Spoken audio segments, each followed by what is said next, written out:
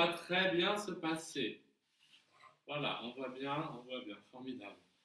Bonsoir. Ah, je suis dans le champ. Bonsoir, le théâtre 14. Nous sommes toutes et tous en confinement. Donc c'est une zone très, comment dire, libre et de non-droit. Une zone de liberté. Hmm. Hmm. Voilà. Donc je bois du vin ardéchois, car je suis en Ardèche.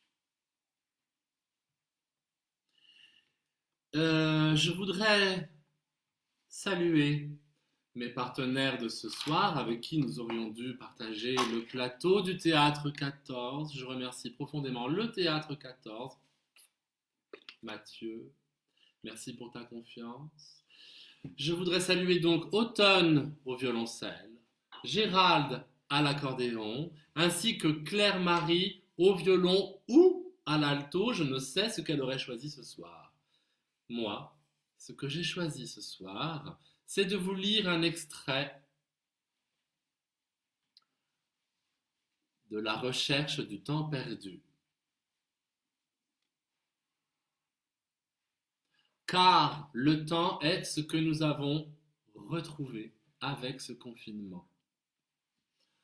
Ah, bon, j'ai la voix un petit peu sèche car je me chauffe au poêle et le charbon m'use un peu la gorge.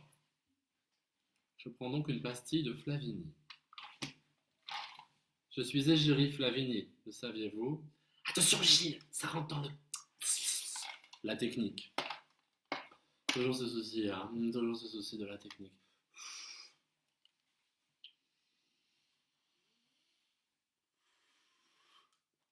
Premier numéro.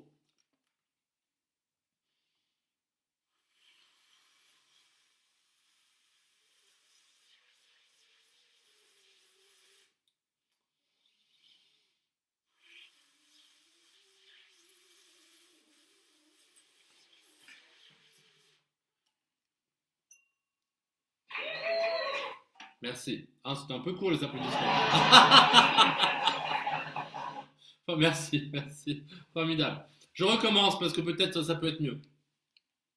En fait, quand je suce la pastille, après, elle prend une taille qui est plus intéressante et qui fait qu'elle s'intègre mieux à l'air.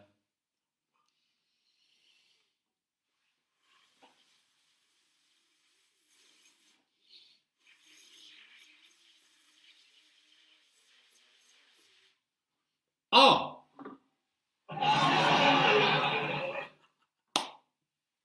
Cascade, il est rentré dans mon... Ah, il est là. Mhm. J'ai mes bijoux ardéchois, une dent. C'est une dent de fée. C'est une dent de sagesse de fée qui se promène vers la Baume, par là-bas, de l'autre côté de la vallée de Libye, après la vallée de Libye. Alors, le confinement est un moment qui permet de se retrouver soi-même. Et parfois, se retrouver soi-même est une chose, comment dire, allez, on s'en fout. Voici un texte que je vous livre d'après Living on My Own de Queen. Le texte s'intitule Vivre avec soi-même.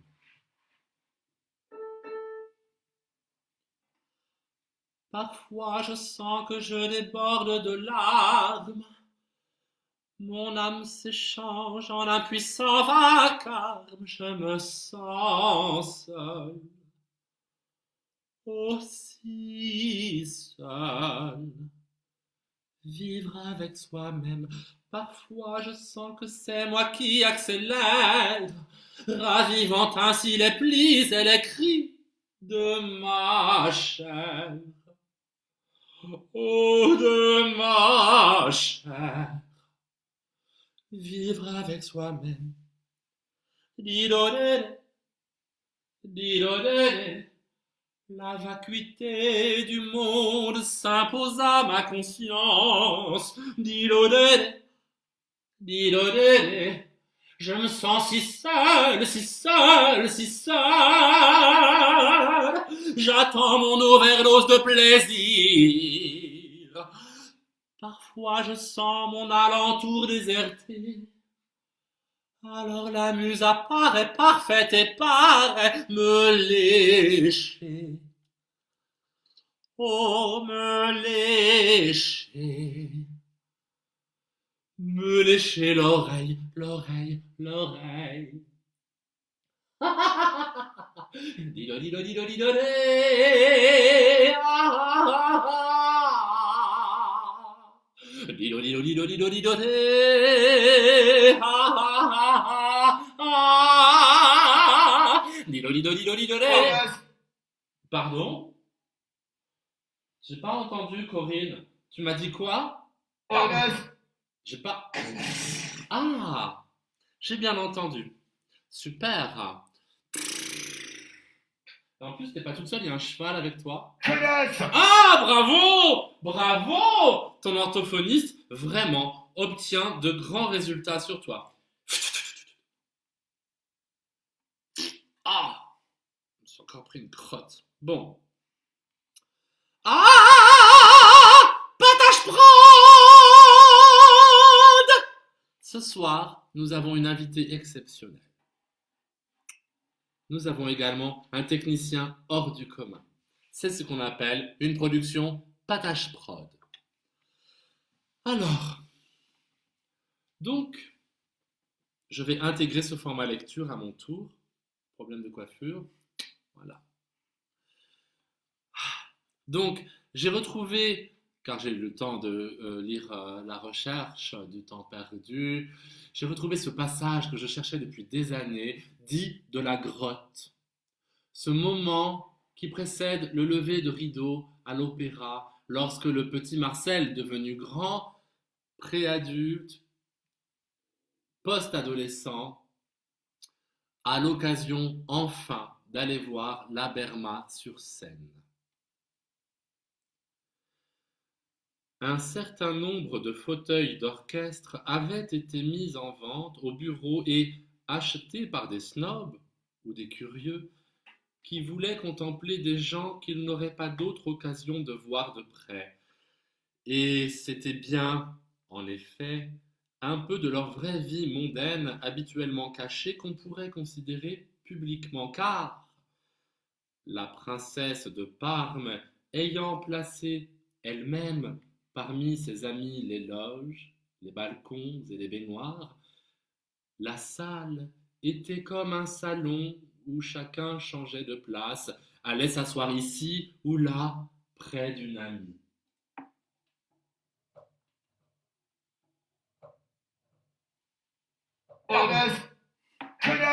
Ta gueule. À côté de moi étaient des gens vulgaires qui, ne connaissant pas les abonnés, voulaient montrer qu'ils étaient capables de les reconnaître et nommaient tout haut. Ils ajoutaient que ces abonnés venaient ici comme dans leur salon, voulant dire par là qu'ils ne faisaient pas attention aux pièces représentées. Mais c'est le contraire qui avait lieu. Un étudiant génial qui a pris un fauteuil pour entendre la Berma ne pense qu'à ne pas salir ses gants. Oui, ma langue a fourché. Ne pense qu'à ne pas salir ses gants, à ne pas gêner, à se concilier le voisin que le hasard lui a donné, à poursuivre d'un sourire intermittent le regard fugace, à fuir d'un air impoli le regard rencontré d'une personne de connaissance qu'il a découverte dans la salle et qu'après 1000 perplexités, il se décide à aller saluer. Au moment où les 3 coups, en retentissant, avant qu'il soit arrivé jusqu'à elle, le forcent à s'enfuir comme les Hébreux dans la mer Rouge, entre les flots houleux des spectateurs et des spectatrices qu'il a fait lever et dont il déchire les robes ou écrase les bottines. Marcel Proust a beaucoup d'humour. J'aime beaucoup la façon dont a Françoise de s'exprimer. Moi aussi, je ferais bien aller chez l'orthophoniste. Au contraire, C'était parce que les gens du monde étaient dans leur loge, derrière le balcon, en terrasse, comme dans des petits salons suspendus dont une cloison eût été enlevée, ou dans de petits cafés où l'on va prendre une bavaroise sans être intimidé par les glaces encadrées d'or et les sièges rouges de l'établissement du genre napolitain. C'est parce qu'il posait une main indifférente sur les fûts dorés des colonnes qui soutenaient ce temple de l'art lyrique. C'est parce qu'il n'était pas ému des honneurs excessifs que semblaient leur rendre deux figures sculptées, qui tendaient vers les loges des palmes et des lauriers, que seuls ils auraient eu l'esprit libre pour écouter la pièce si seulement ils avaient eu de l'esprit. D'abord, il n'y eut que vagues ténèbres où on rencontrait tout d'un coup, comme le rayon d'une pierre précieuse qu'on ne voit pas, la phosphorescence de deux yeux célèbres, ou, comme un médaillon d'Henri IV détaché sur un fond noir, le profil incliné du duc d'Aumale, à qui une dame invisible criait « Que monsieur me permette de lui ôter son par-dessus » cependant que le prince répondait « Mais voyons, comment donc, madame d'Ambresac ?» Elle le faisait malgré cette vague défense et était enviée par tous à cause d'un pareil honneur. Mais dans les autres baignoires, presque partout, les blanches déités qui habitaient ces ombres séjours, ma langue a fourché. Oui, je voudrais vous y voir, vous savez, c'est très compliqué. Ok, je reprends. Mais dans les autres baignoires, presque partout, les blanches déités qui habitaient ces sombres séjours s'étaient réfugiées contre les parois obscures et restaient invisibles. Cependant, au fur et à mesure que le spectacle s'avançait, leurs formes vaguement humaines se détachaient mollement l'une après l'autre des profondeurs de la nuit qu'elles tapissaient et, s'élevant vers le jour, laissaient émerger leur corps demi-nus et venaient s'arrêter à la limite verticale et à la surface clair-obscure où leurs yeux brillants visages apparaissaient derrière le déferlement rieur, écumeux et légers de leurs éventails de plumes, sous leur chevelure de pourpre emmêlée de perles que semblait avoir courbé l'ondulation du flux. Je crois qu'il est temps d'un intermède situationniste afin de reconvoquer une concentration meilleure, car lire Proust est une sacrée putain de gymnastique. N'oublions pas que nous sommes samedi, à la vôtre.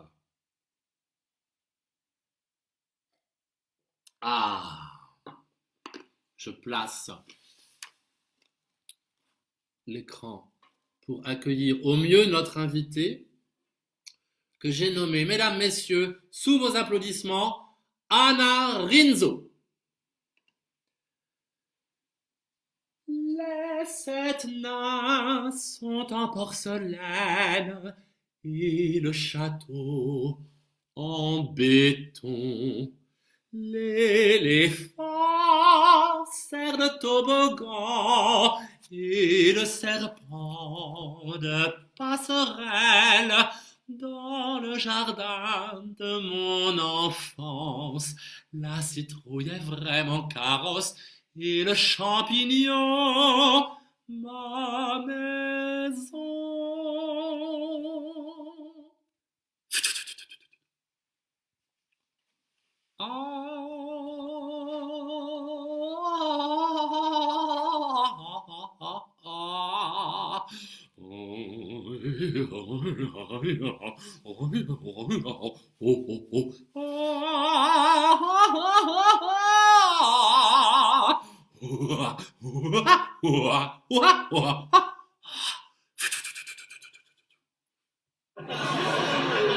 Non, ça ne mérite pas non plus. Bravo! Oui, voilà.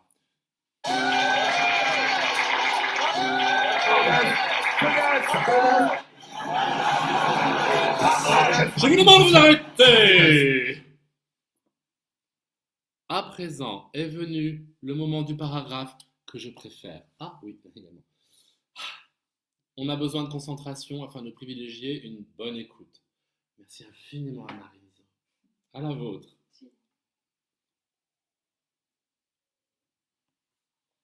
À la tienne, ma grosse.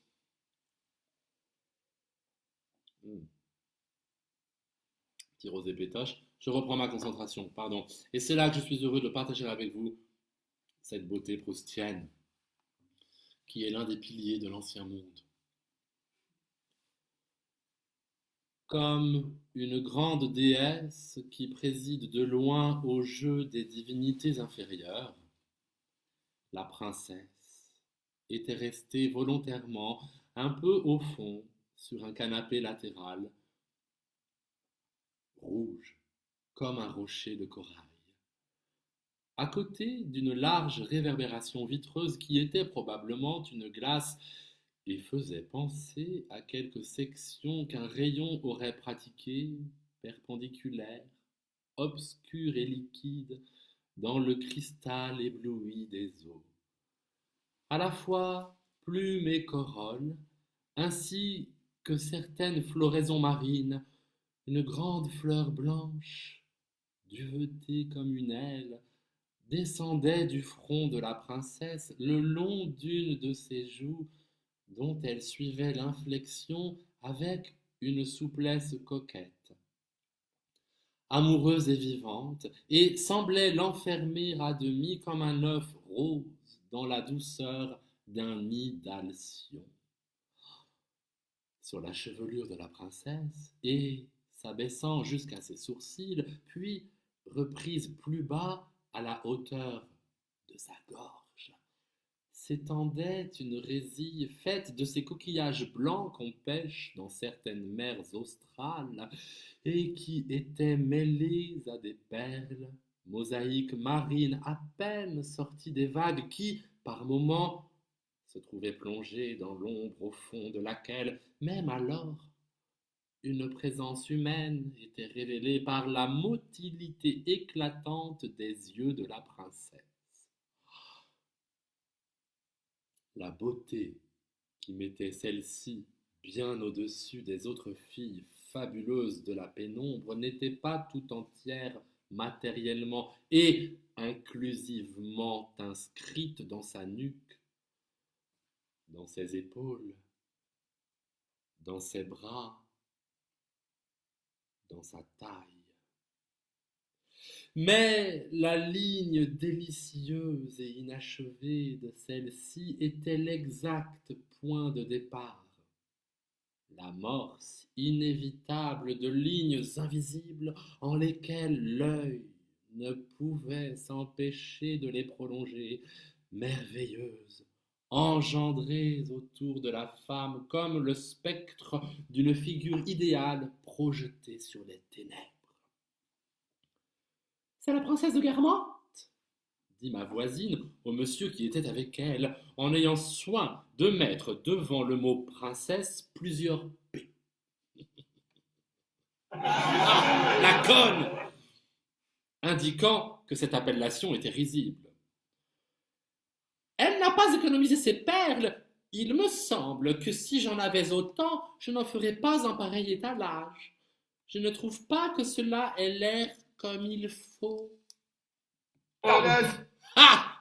Ça c'est mérité. Et cependant, en reconnaissant la princesse, tous ceux qui cherchaient à savoir qui était dans la salle sentaient se relever dans leur cœur le trône légitime de la beauté.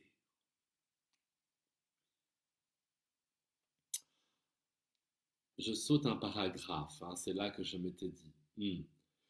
Le marquis de Palancy, le cou tendu, la figure oblique, son gros œil rond collé contre le verre du monocle, se déplaçait lentement dans l'ombre transparente et paraissait ne plus voir le public de l'orchestre. Ah, je me suis planté. Ah! Pardon. Je reprends parce que vraiment c'est une phrase magnifique. La rythmique de Proust est hallucinante. Vous verrez les P utilisés pour signifier la princesse, les paix, sachant que Marcel Proust et les paix, on n'est pas à l'abri d'une coquille.